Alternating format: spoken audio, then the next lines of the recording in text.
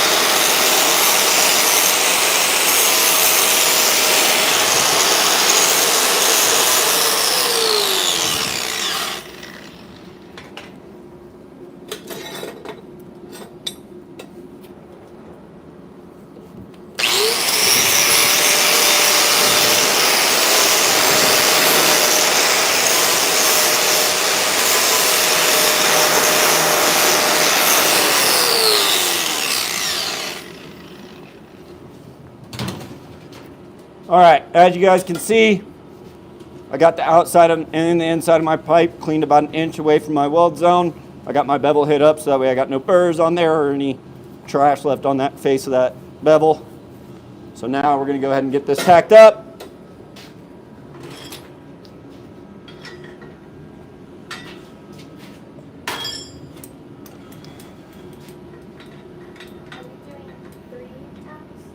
I'm gonna probably 4-tack it, just so that way this fit won't want to draw on me any.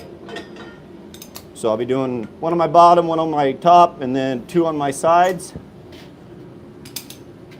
And then we're gonna run a 532 gap because we're men around here, and we're gonna backfeed this thing.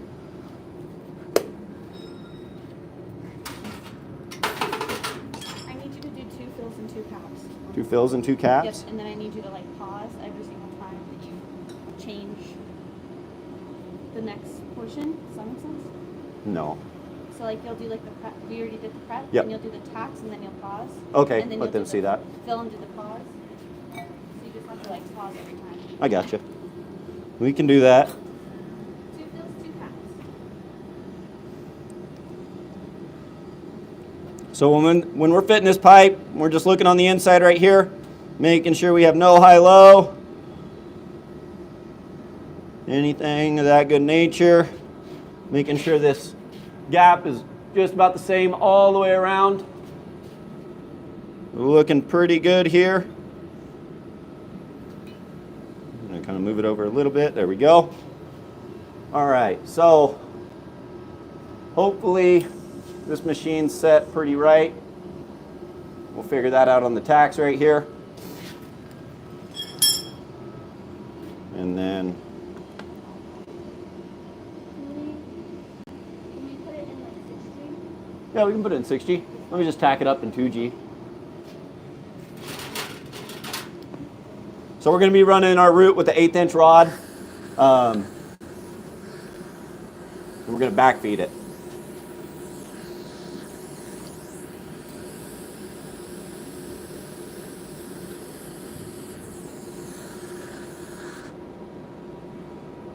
We have no power. It's good. All right, let me go check my machine real quick, make sure I turned it on.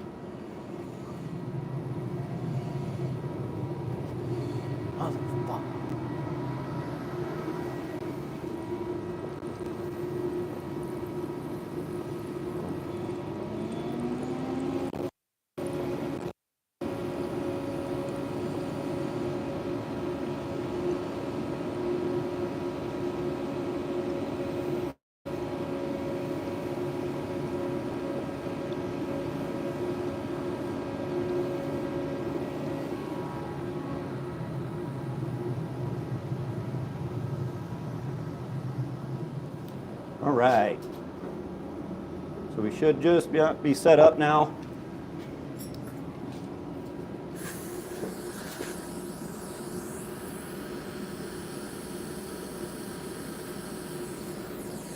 Again, no power. Well, we're having some technical difficulties.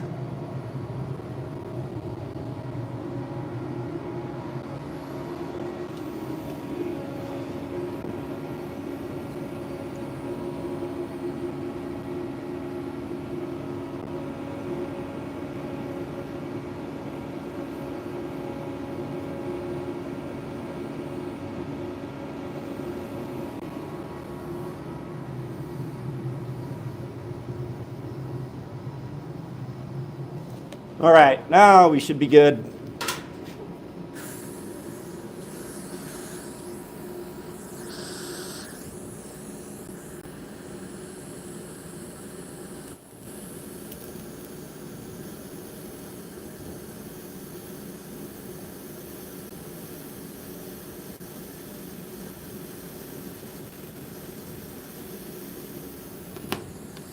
All right.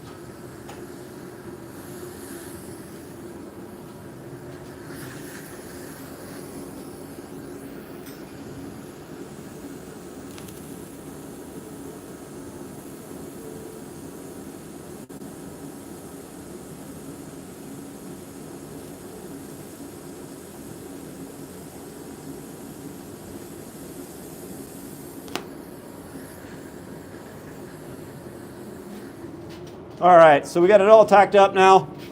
I like to put 4 tacks in on my pipe, just so that way I know that fit's not gonna go anywhere.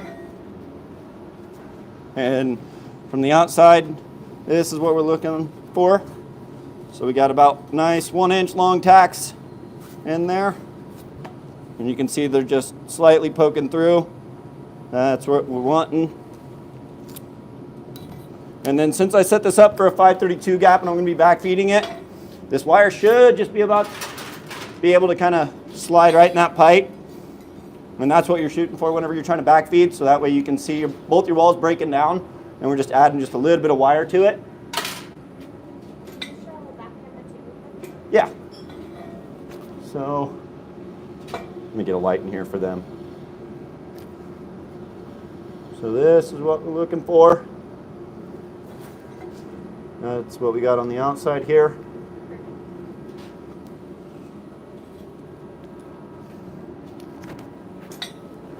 And then we're going to be doing this thing in 6G here. So at the nice 45-degree position.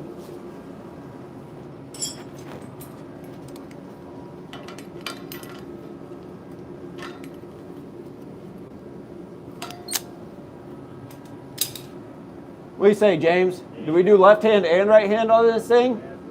May as well. Show them who's boss, huh? Oh, I'm all good. I think we got it all.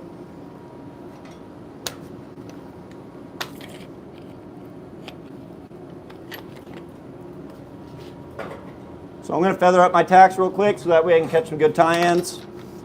And for backfeeding, I always like to just feather the tacks that I'm running into, not the ones I run off on.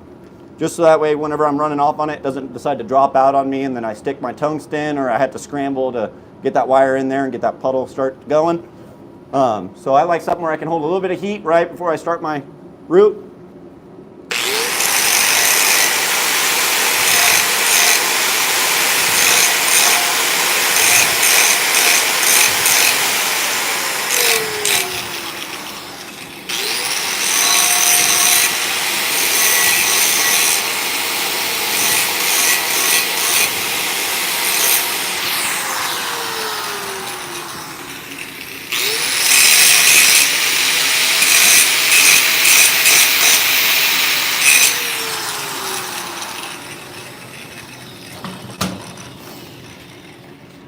All right. So we're running this route at about 95 amps right now. I like to run a little bit hotter personally. But for backfeeding, you can be anywhere probably in the 75 to about 100 amps depending on your machine. And that's a pretty good number for it. Just remember that every machine is going to run a little bit differently, so you might have to turn it up a little bit more on some, turn it down a little bit more on the others. Other than that, we're going to go ahead and get started now. And I'm just going to be starting off on this, would that be their right side, I guess? Alrighty.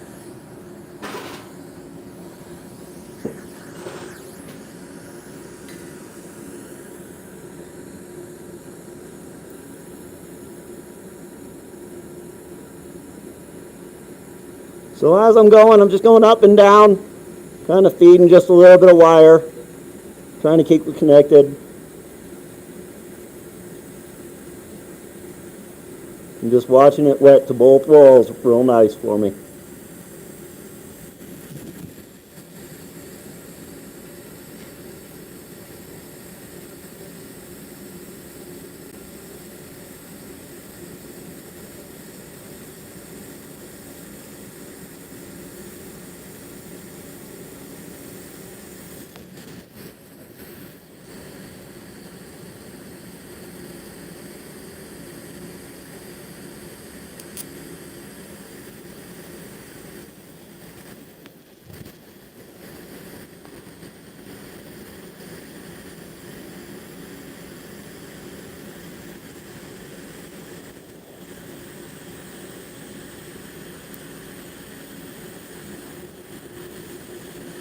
So now I'm coming into this tack. I'm going to slow down just a little bit so that we can get everything blended in real nice for me. Make sure I'm catching that tie-in. And then I'm just going to taper off real nice so that way I don't get a fisheye. And there we go. We got the bottom quarter of that root thrown in. And then I'm just going to go ahead and examine this real quick. Looks like we got a pretty nice root in so far.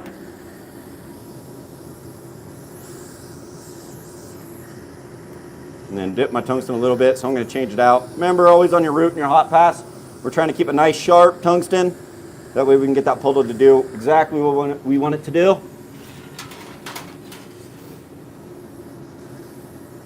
And then I'm going to go ahead and finish out this side right here.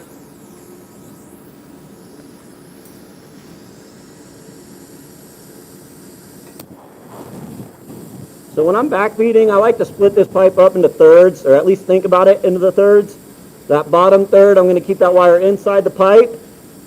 My second third, or on my side, I'm going to be splitting that wire 50-50 with that bevel, because I got gravity helping me out just a little bit. And then as I'm getting towards this top side of that pipe, I'm going to have the wire just on the top side of them bevels, allowing that puddle just kind of sink in for me with gravity.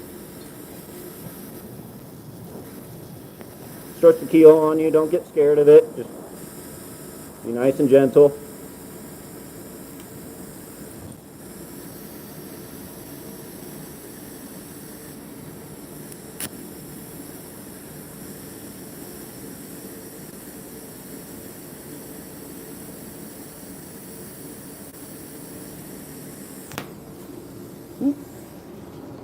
Stuck my tungsten right there, so I'm going to sharpen this one up.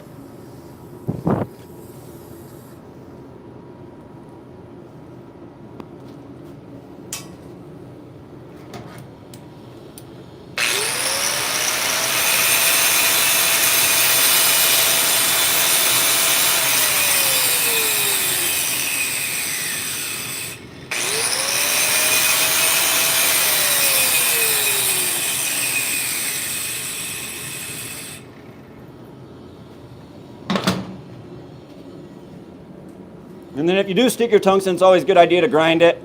Since we're not x-raying here, I'm not really going to worry about it too much, but it is a good habit to practice every time you stick your tungsten. Go ahead and stop, grind it out. That way we're not getting any tungsten inclusion.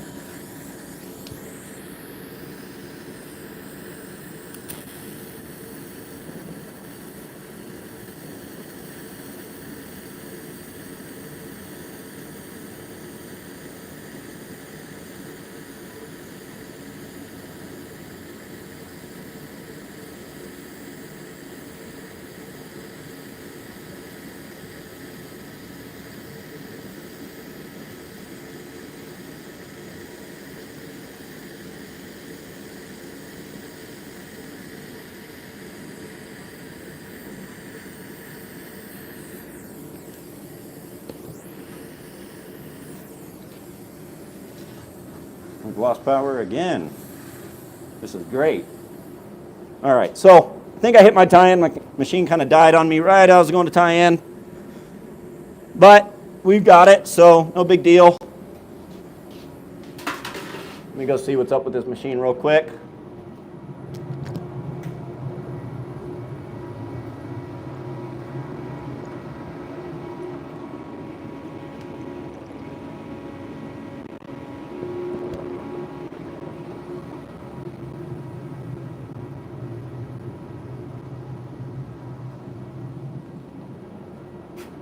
All right, so I guess this thing's just wigging out on me. It's all right.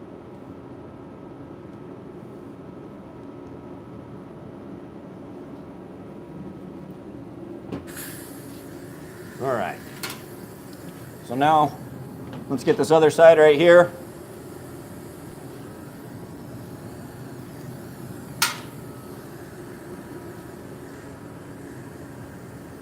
And so since I'm left-handed, this is my offside right here.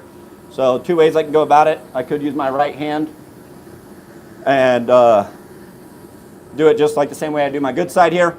Or if you don't want to do that and you're not real good with that offhand of yours, you can just kind of lean over that pipe and just freehand it, do the same thing you're doing on your good side right there. I am going to just probably use my left hand on it. I was thinking about using my right, but I'm not feeling up to it today, but we'll be all right.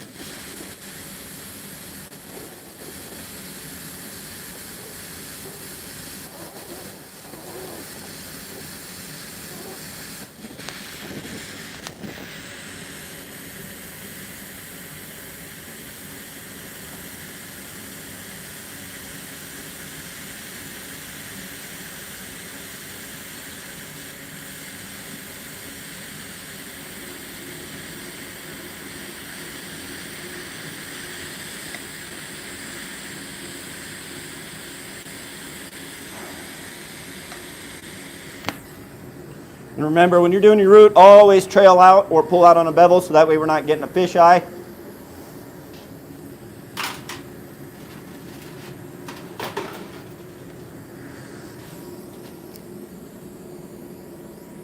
And I'm not gonna lie, I'm kind of wetting this thing in there today.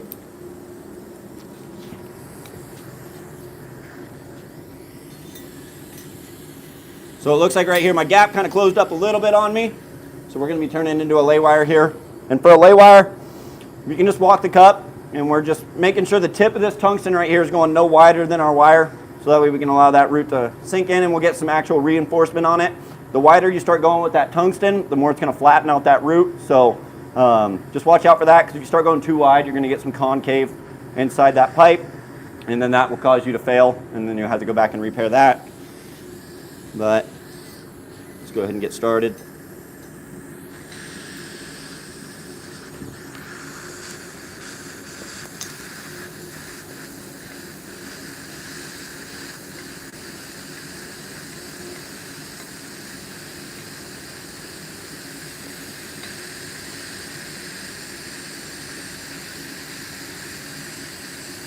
I'm just keeping a nice tight arc on this, watching my puddle wet to both walls.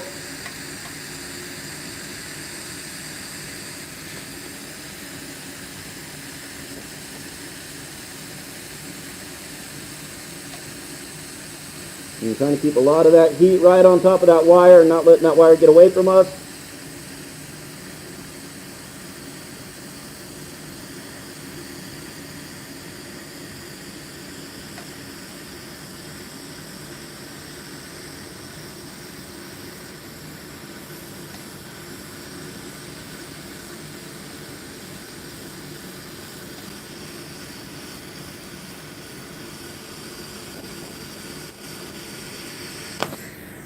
All right, so we got my root in there now. Go ahead and show y'all what this is all about. Oh.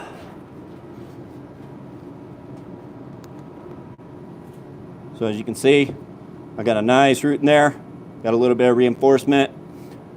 Remember, when we're doing that root, we got all the way till flush, all the way up to an 8 is what's required for code.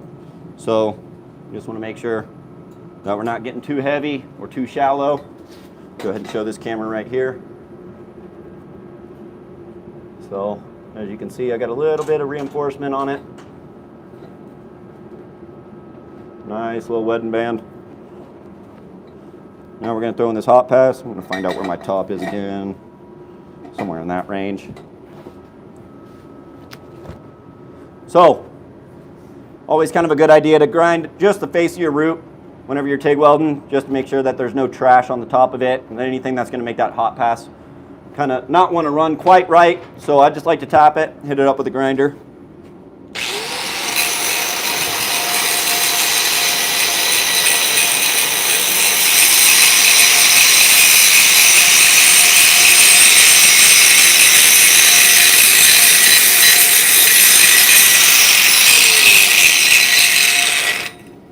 And I'm not really trying to dig into this root, so that way it doesn't affect, or my hot pass won't affect it. I'm just trying to get rid of all the contaminants on the top of it.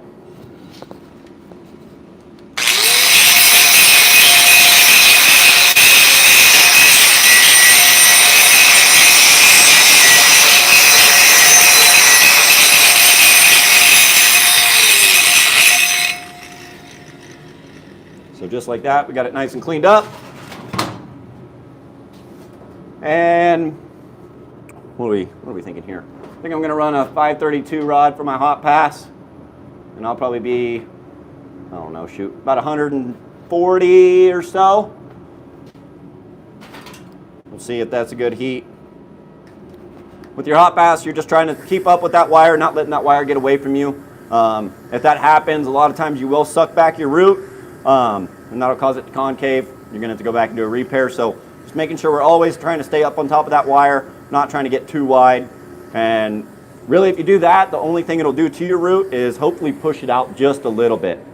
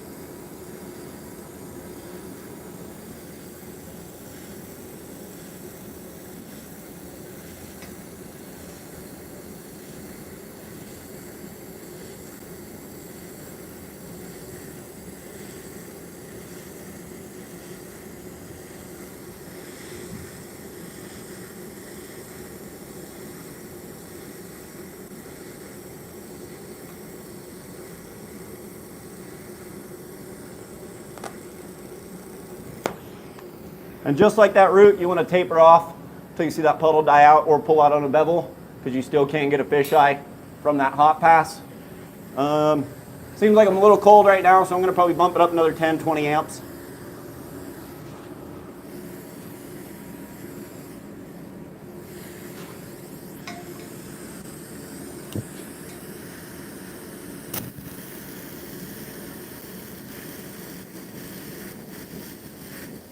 There we go.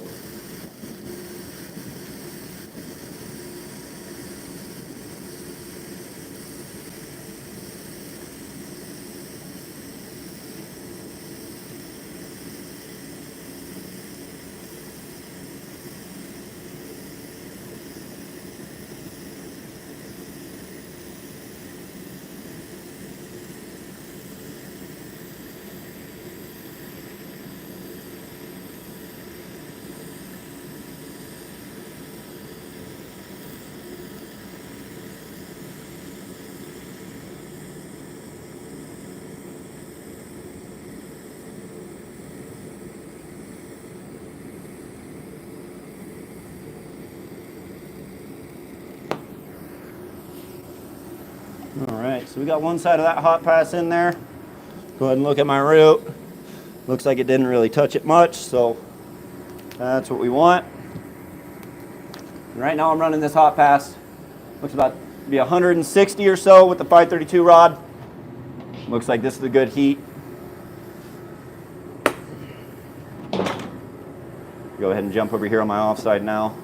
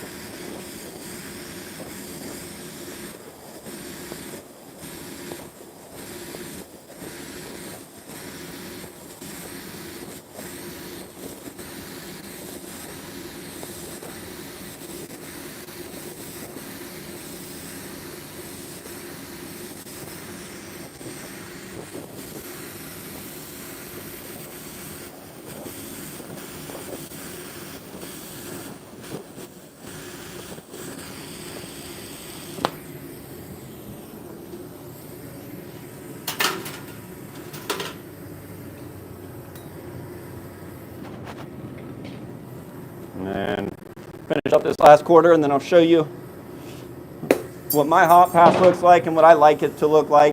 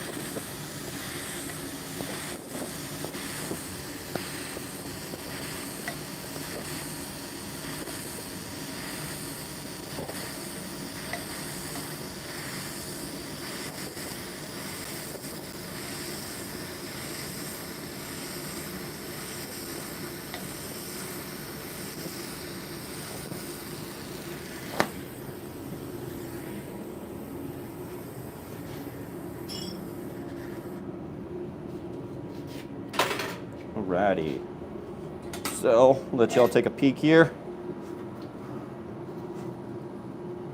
This is what we're looking for. So you see I didn't get too crazy wide with it. All my steps are nice and consistent. This is ideally what you guys are looking for here. And if we look on the inside, you'll see that didn't really change that root very much. Like I said, if anything, if you're doing really good on it, it might push it out just a little bit for you. All right, we go over here and show this camera now. So, as you can see, this is what we're looking for. And then the root again.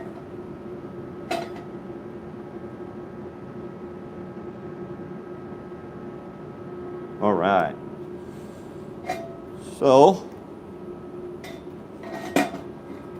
let's go ahead and get this fill pass up in here.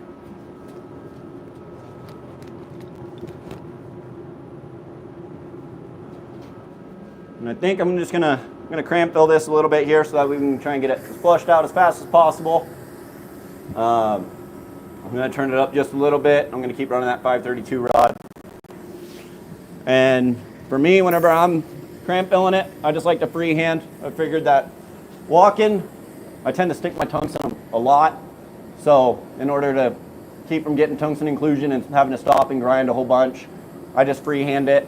And then make sure when we're freehanding, we always got that tungsten pointing forward, just like how we do when we're walking it. There's no reason why we need to have this tungsten pointing straight in or back. A lot of times if you do that, you're gonna be cooking your you're cooking your weld. So just trying to keep it nice and clean. We're gonna always be pointing forward.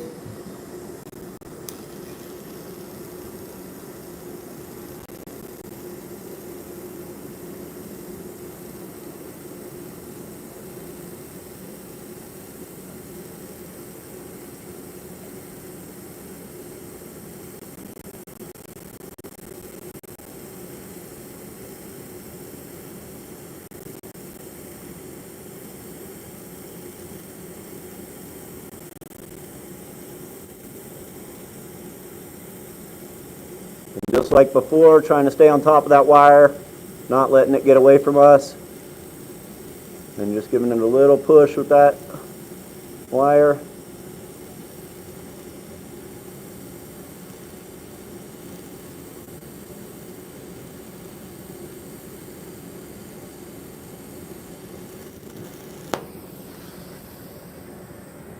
So it looks like I need probably one more pass, which is what I like to do. I don't like to flush it completely out when I cram fill, just so that way I get a nice last fill pass, and then my cap will turn out really, really nice.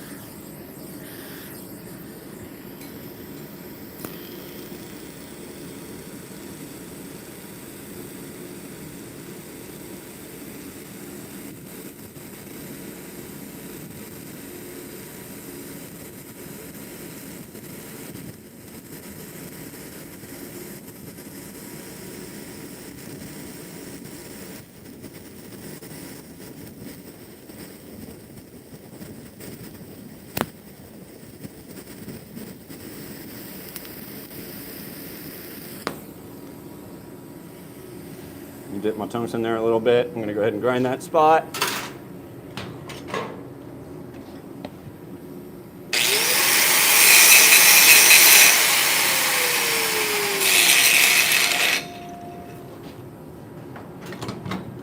Ain't nothing wrong with dipping your tungsten, just making sure we gotta always stop, grind it out.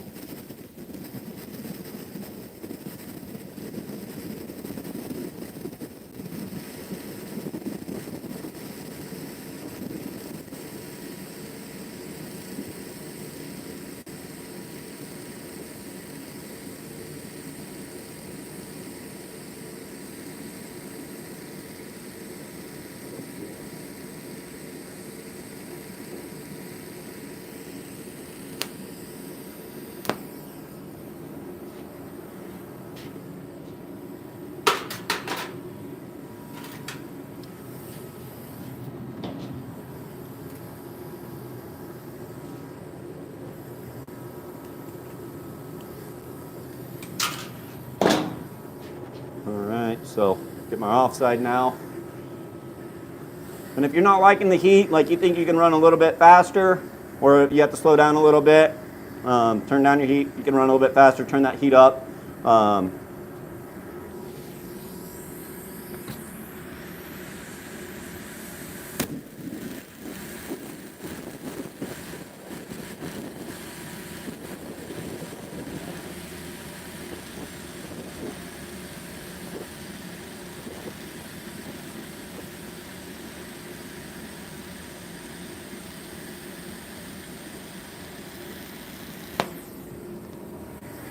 Getting a little hot on the fingers there.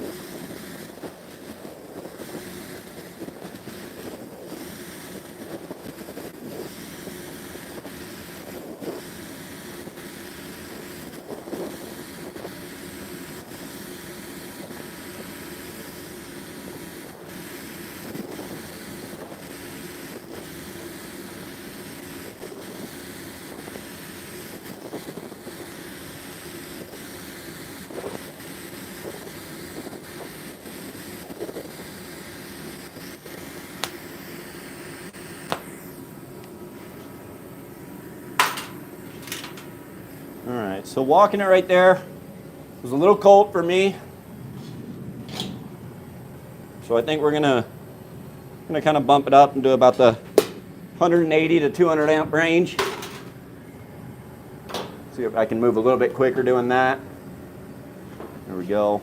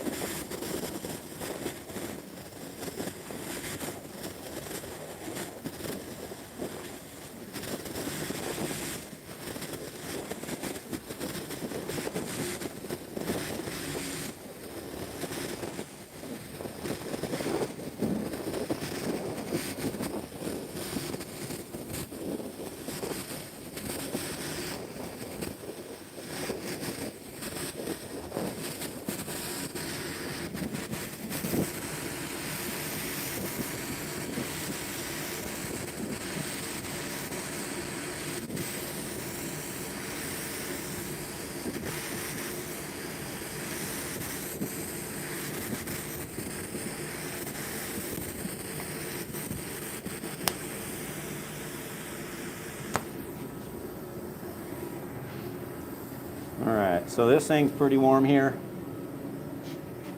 I'm gonna bring the camera over here so they can check it out. So this right here, I was walking it as I was cramp filling it. And your fill passes, those steps don't need to be perfect. They're not gonna get seen in any way, so don't worry about it too much. It might be a little ugly just as long as we're tying into everything. And then this side right here, I free-handed mine.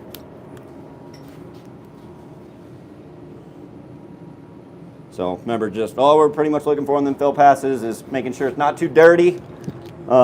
Using into both your walls. If you do see any dirty spots, any silica, it's good idea to just go ahead and grind it. As I'm looking around, I don't really see any, so I should be pretty good.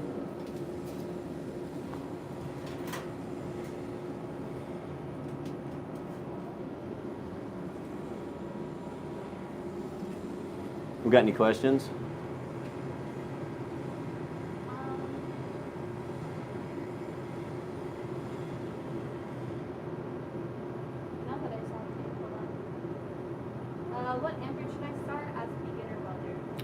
If you're doing TIG, let's say you're doing beads on plate, anywhere from about, I don't know, 110 to about 150 is going to be good for doing beads on plate with TIG. If you're doing anything with stick around 90 amps, give or take 10 amps, you know, so anywhere from about 80 to 100 amps, you'll be set just right.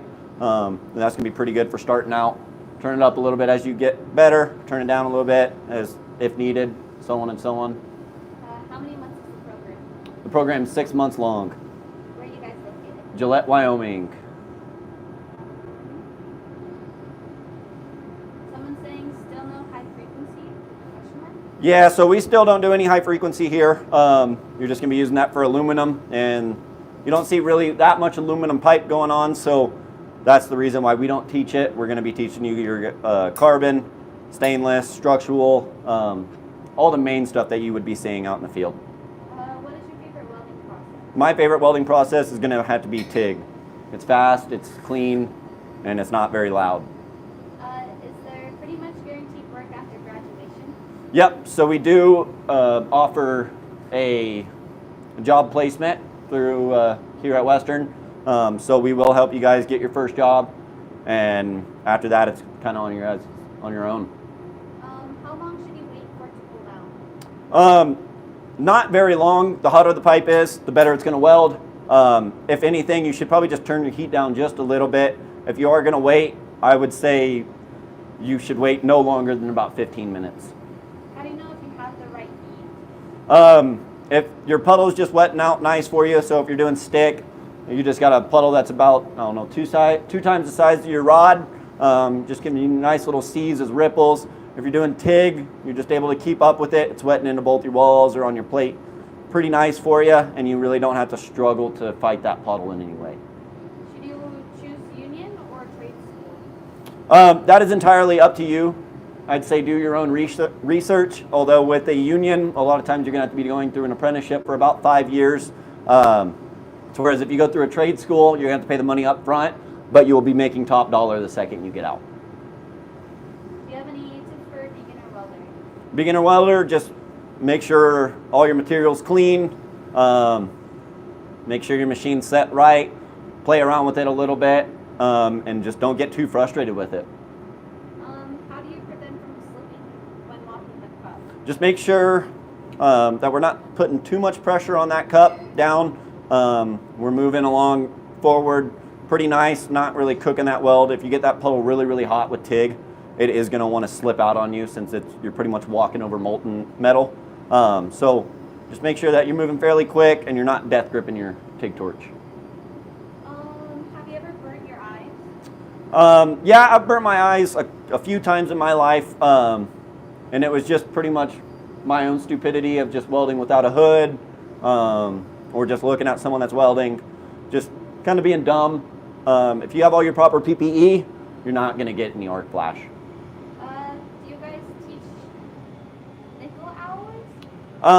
We have it here, but it's kind of mainly as just an extra cert. We have a few instructors, including myself, that know how to run it, but it's not something that we include in the curriculum. Can you guess what the average wage for a welder is starting after graduation?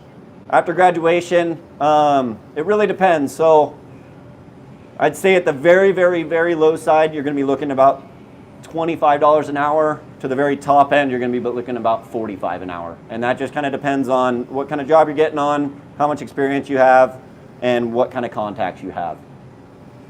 Someone's wondering what you're worth an hour. I'm priceless. Sorry,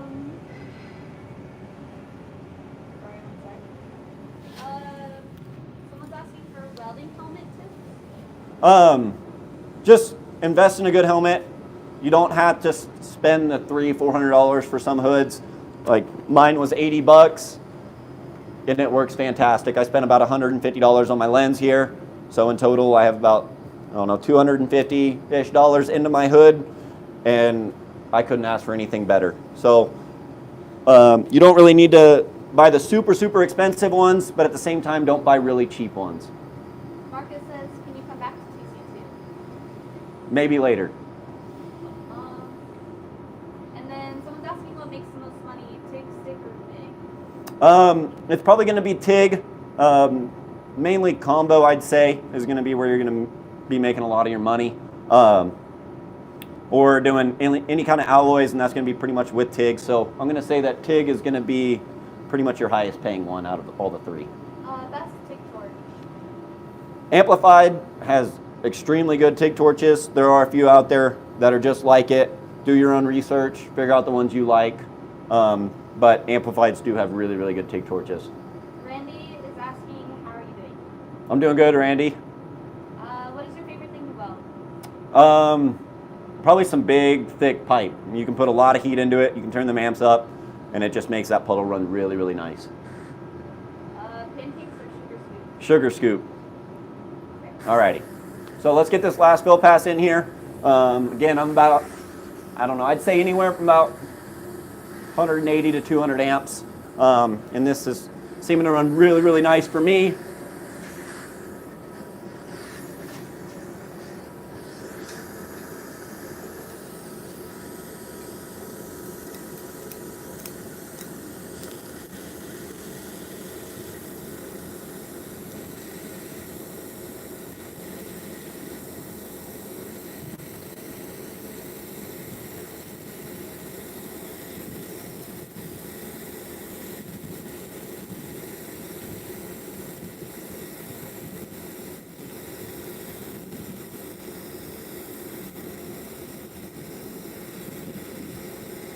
So when you're doing this last fill pass right here, we're just making sure that we're not trying to blow out these bevels, so that way you don't have to do extra work whenever it comes time to cap it.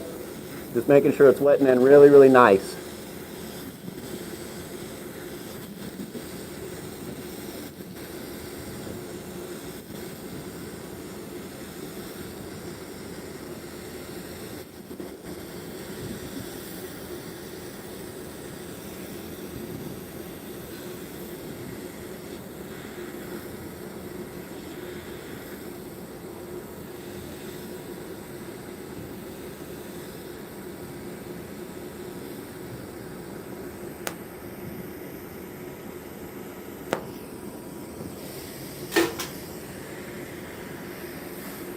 Can you want to give me some more 532? 532? Yeah.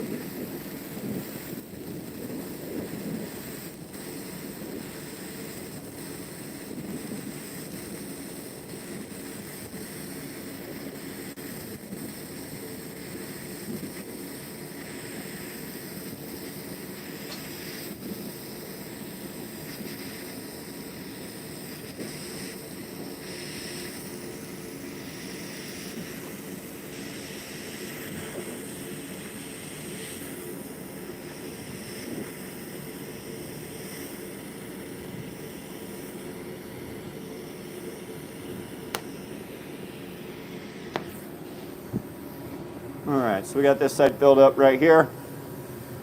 Nice and flush.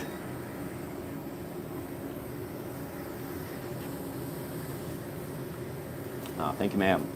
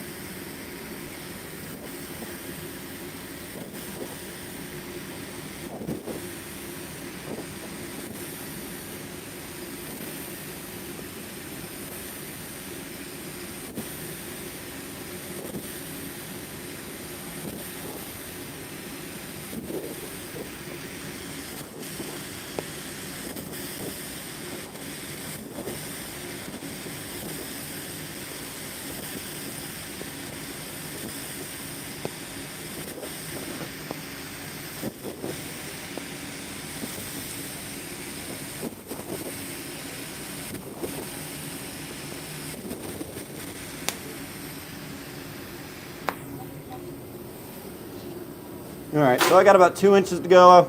Ran out of wire, and then I'm going to change out my tungsten while I'm at it.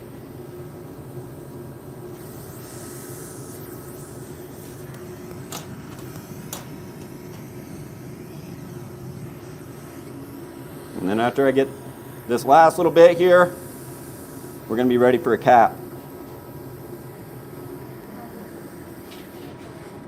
4 minutes to cap it? Well, time to see if I'm worth it or not, huh?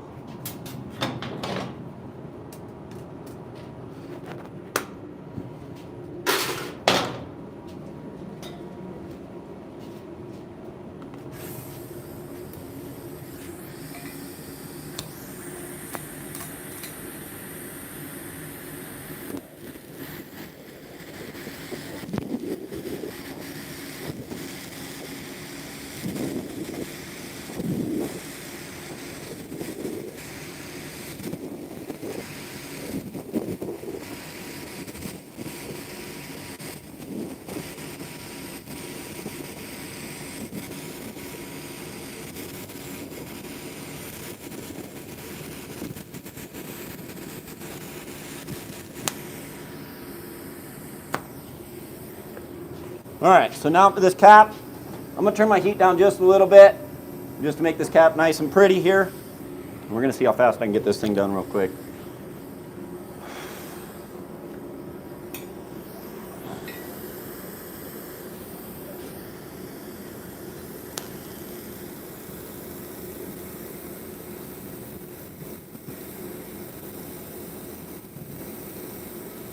So when you're doing your cap, when I'm doing this bottom one here, I just really like to pay attention to that bottom bevel and hit that one. Not really worrying about my bottom one so much because I am going to tube bead this.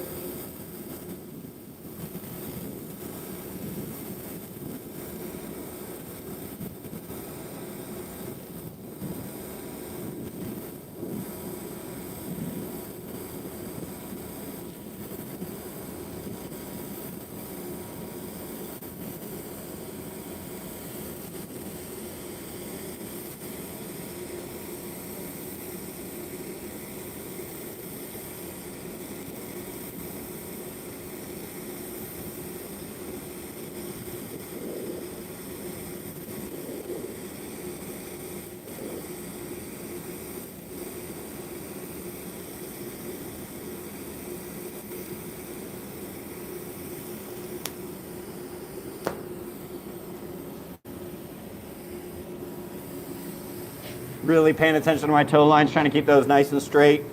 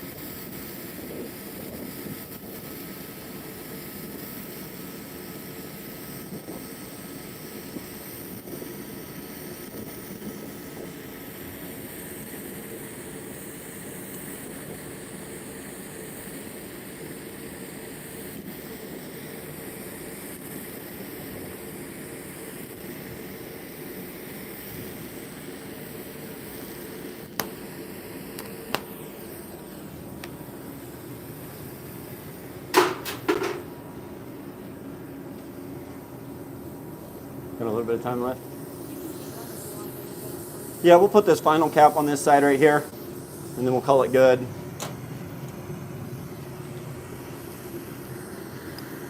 I think I'm just going to put this top cap on with an 1/8, just so that way I don't get too heavy or too wide.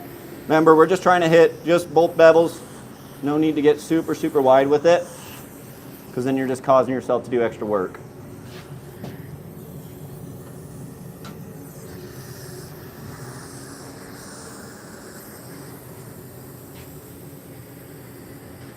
So if we're running 1/8 inch, I'll probably be in about the 140 range for this top cap. And then I'll adjust it if needed.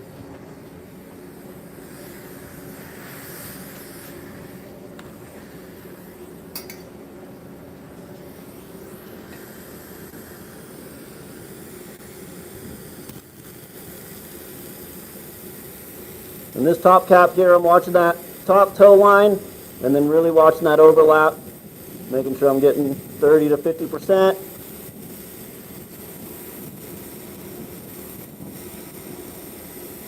And just really paying attention to my toe line so that way I don't catch a wiggle.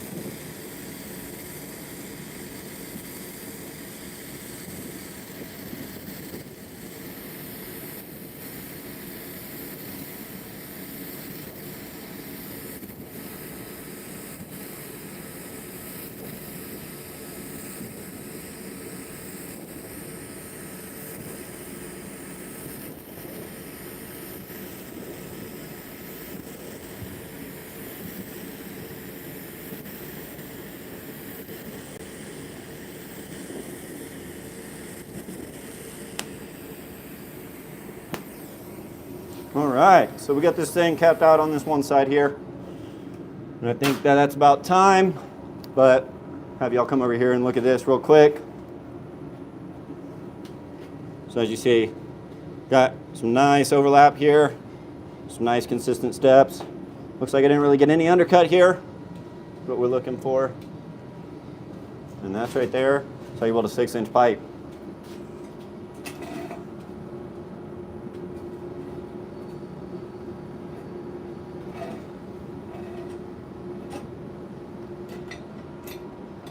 Alrighty, so I think that does it for today for this live. We'll see y'all next time.